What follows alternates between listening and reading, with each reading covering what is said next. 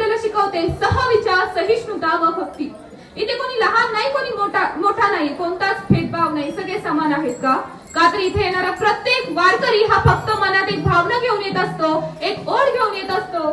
ती ओढ म्हणजे विठोबाच्या दर्शनाची. आणि म्हणूनच एका वारीची ओढ जीवाला, एका वारीची ओढ जीवाला माझा विठोबा भेटणार मला.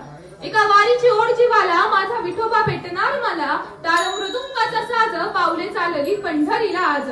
पाहते हे मन वाट पांडुरंगाच्या पायथ्याशी होणार पहाट.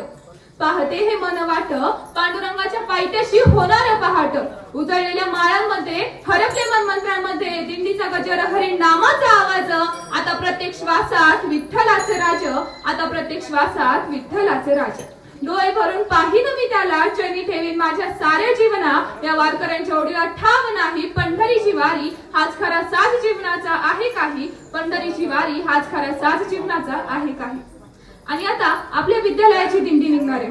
आपली पावले जरी पंढरपूरच्या वाटेला चालली नसली ना, तरी तुमचं मन या दिंडीच्या माध्यमातून विठ्ठलापाशी नक्कीच जाईल अशी मला आशा आहे. रामकृष्ण हरी.